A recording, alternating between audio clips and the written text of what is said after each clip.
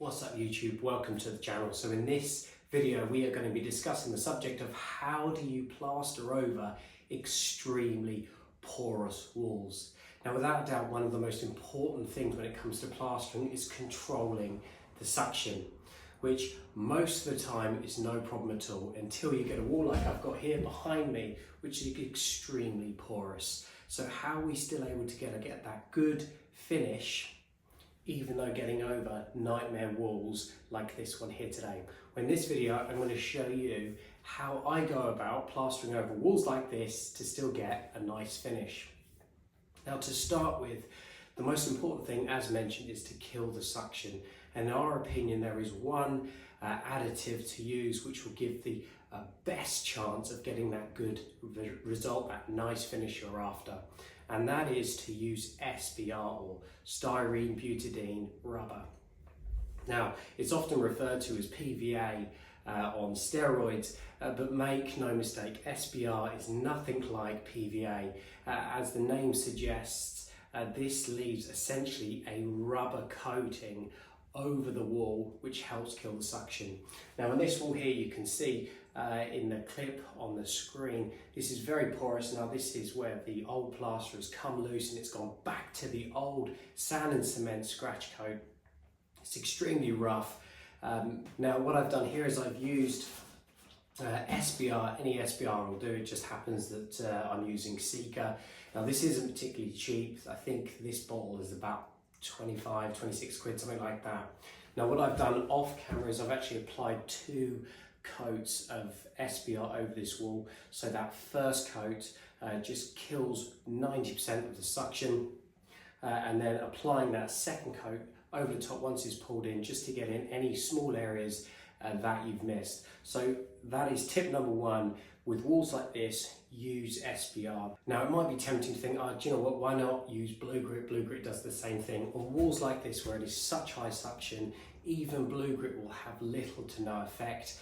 Not only that, Blue Grit, it isn't necessary on walls like this. The reason being is because you're using Blue Grit to kill suction and give grip, or because it's gone back to the scratch coat. I don't need to worry about the grip because I've got plenty on the wall. It's a really rough wall.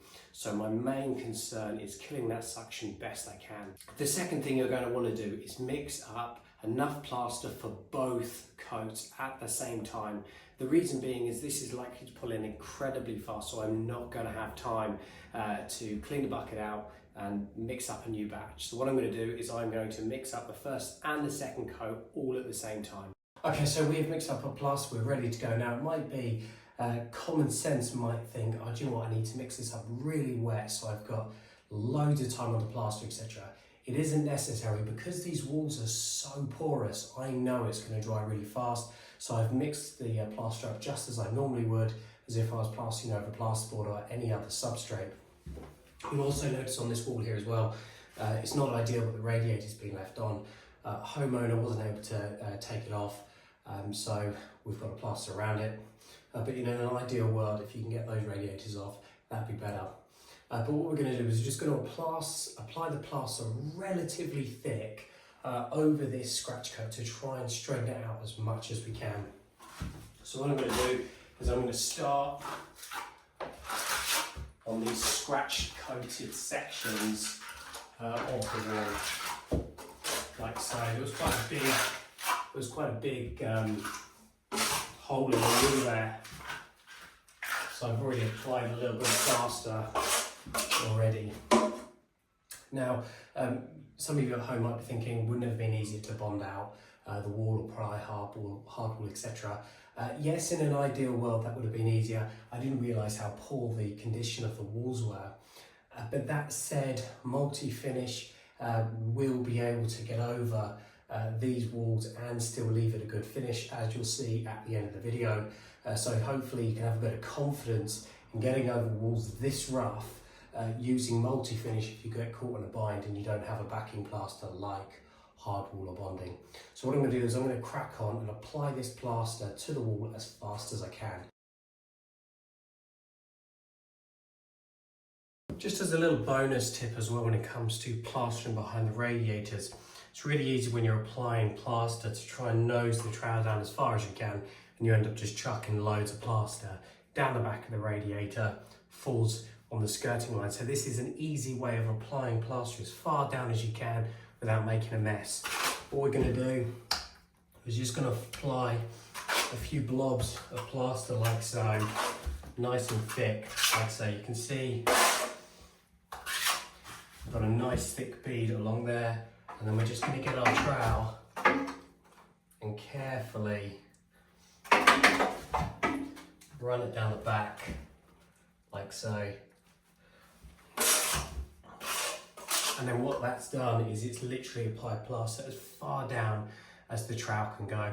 Makes it an awful lot easier than getting a bit of plaster on the edge like that and then trying to push it down like so. So just a little tip, apply a nice thick bead on the top there and then run the nose of the trowel. Gravity will naturally pull that plaster down without it smearing down the back of the wall and hitting the skirting. Okay, so this wall has now been applied. It took me about 5 minutes to chuck it on as quickly as I could. I put it on really nice and thick. You can see possibly in the shot just how thick that is. I've probably applied it about 5mm thick, so it's on pretty darn thick. Now what I'm going to do is I'm going to spat this straight away. I'm not going to wait. The reason being, if I wait 5-10 minutes, what you'll find with walls like this is some parts will start to pull in at an uneven rate and then you'll start to get tearing. We do not want this. We want to try and straighten it out and bridge that gap between where the loose plaster was and where the scratch coat is. So we've got it nice and thick so we can try and straighten this wall out immediately. So what we're going to do is we're going to use the spatula. The one I quite like to use is the Refina one, the Plasiflex, or whatever it's called. Reason being, plastic, it tends to not pull the moisture up, so you get less ripples, and it tends to dry the plaster a bit quicker, which means I can go home a bit faster. So I'm using an 800 Refina spatula. Now I'm going to go side to side initially, and the reason being is because there was obviously a load of plaster left over at the top here. So to try and straighten that out, I'll go side to side. You can already see straight away, within 5 minutes, we're getting a little bit of drying out already. There's no drama, that's what we expected to see. So with the leftover plaster, we don't want to keep it, we want to bin that off, so we're going to chuck that back in the bucket.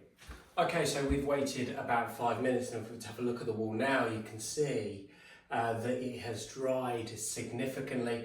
I can just about leave finger marks in. So what that first coat of plaster has done is taken loads of moisture out of the wall, which is what we wanted.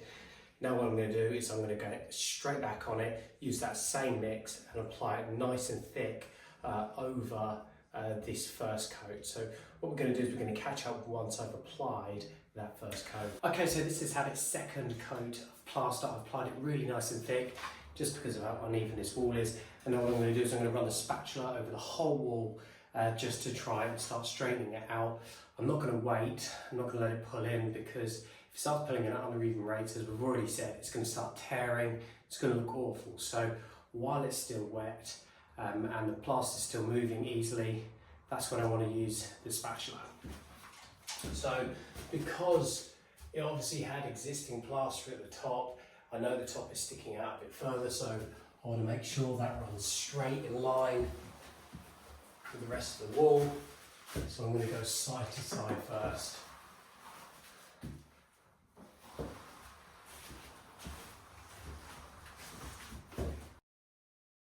Right, there we have it. That is flattened off. What I'm going to do now is I'm going to leave that, I'm going to clean up the tools and get ready to pass over again another flattening with a trowel in about 5 or 10 minutes time. Okay, so I have literally just cleaned out the buckets, cleaned off my tools, etc. Now I am going to get a trowel and I'm going to flatten this again.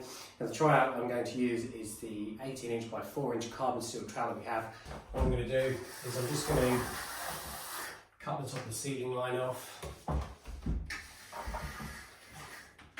as it's obviously dried a bit, and then just go over the entire wall, flattening it in with the trowel. have mentioned this trowel on the channel before. We bought this as a substitute for the 18-inch perma-shape that we had, which went out of shape. So for the last few months, we've been using this semi-regularly and getting really good results, especially when it comes to flattening in. Obviously, the nice thing about this trowel is because it's only 4 inches wide. It's very light. I think I might have mentioned in the video when we spoke about the perma shape that this trowel is actually 5 grams lighter than the perma shape, which is incredible given it is also an 18-inch trowel. For those that are wondering, we will be doing a video on this carbon steel trowel very soon. I did actually start doing the video yesterday, I think it was. But Luke and I were up against it a little bit at work. Went to plaster a reasonably sized room in a day. So we kind of had to put our big boy pants on. I wanted to show the trowel in action before I gave my thoughts on it. But it was just one of those ones where we just had to get moving with the job. I'm just going to apply a little bit of water to this middle section here because it's so much further ahead than the rest of the wall. I'm just going to try and get it a little bit neater so I can leave it a bit longer so the rest of the wall can catch up. You see there's very little water is needed. And just really closing that plaster in a bit. Just to give you an idea on timing as well, we've probably from mixing up to this point we've only been going for about an hour and a half, and probably within 5 or 10 minutes I'm going to start wet troweling. So this set I imagine will be finished within a couple of hours. Okay, so we've waited about 5 or 10 minutes. Unsurprisingly, the wall is pulling in a decent rate. So what we're going to do now is we're going to apply our first wet trowel. Now, as we've already mentioned, we are expecting to get a reasonable amount of fat coming off the wall, and this is purely because the plaster's a little bit wetter than what we would normally apply a wet trowel on. But as this is drying so quick, we want to stay ahead at all times. You'll also notice I've switched back to the 13-inch carbon steel trowel. This is no other reason than this trowel is a lot more broken in. So I'm going to start really cleaning up these corners at this point. I don't want to be dragging any dry rubbish through. You don't need an awful lot of water, just purely because there's still a reasonable amount of moisture in the wall. What I'm going to do on the tops and on the edges, etc., is just cut them back, just to make sure all that dry rubbish doesn't get pulled through. As we mentioned in the video already, the edges tend to dry faster in the middle of the wall, just purely because it's quite difficult to get the same amount of sealer, in this case SBR, on the edges that you would in the middle of the wall. You'll also notice as well I'm choosing to flick the brush more than I am wiping the brush down the wall. There is a good reason for this, because the plaster is wetter. What you find, or can find, is that the brush will actually leave scratch marks in the plaster, which doesn't look particularly good. You can see it when it's drying. Quite often you can see the plaster's got stripe marks on it where you've run the brush. It's not particularly a look that we like, so if you flick water instead of brushing it, it should stop most of that. All I'm going to do now is I'm going to just run a cloth round, just clean up the radiator, clean up the skirting, run a plastic spatula around the edges just to neaten them up if there's any misses and what have you, and then I'll pretty much go straight on it with that second wet trowel, and then this wall will be done and we'll have a look at what the finished result looks like.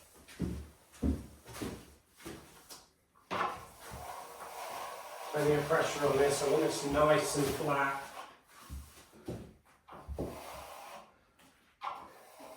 Got to remember, you wouldn't normally have to beat down so hard on this, but because the wall was so uneven,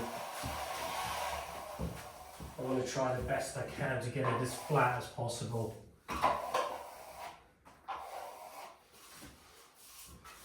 And there you have it. That is the second wet trowel done. Let's put a light on it, let's see how good it looks. So the moment of truth.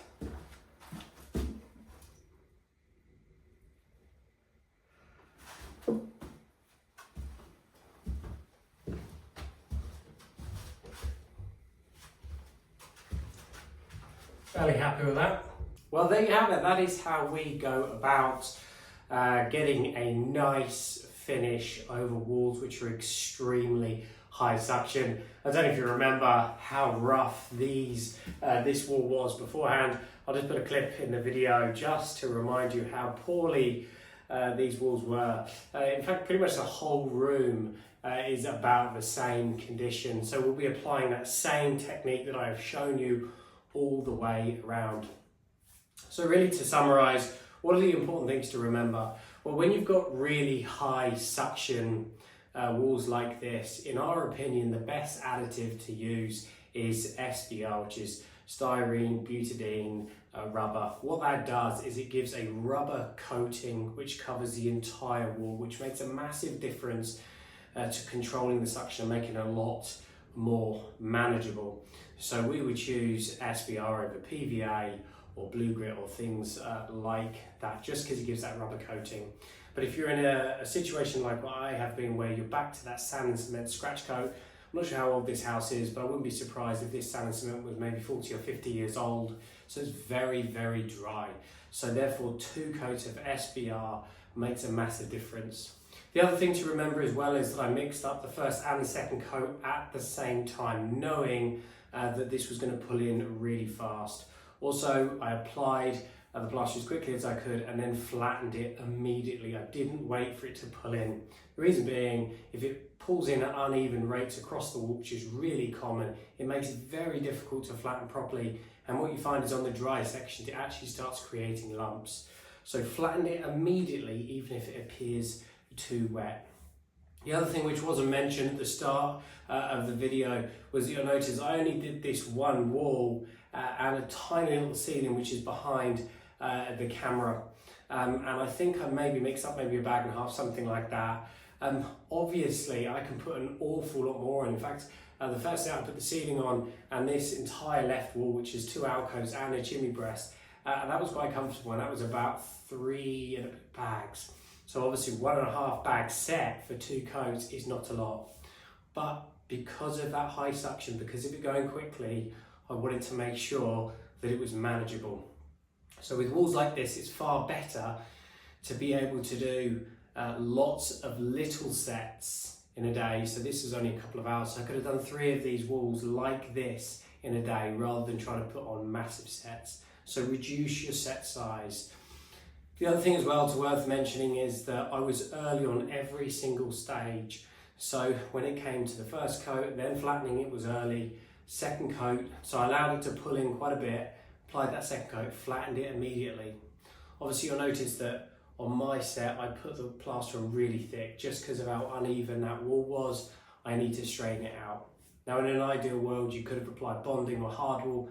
I didn't have any, and this is just a way of getting over that if you don't have that product on your van, your truck, or in your home, whatever. So that really is it. Hopefully this video has been helpful. It's given you a bit of confidence in how to get over troublesome walls like this, and in reality there's not really any reason to panic. If you keep those sets small and just make sure all of the preparation is done properly, there's no reason why you can't churn out a nice finish like what we have today. So thank you so much for watching the video. We hope it's been helpful. Consider giving it a thumbs up and subscribing. We look forward to seeing you on the next one. Thanks again.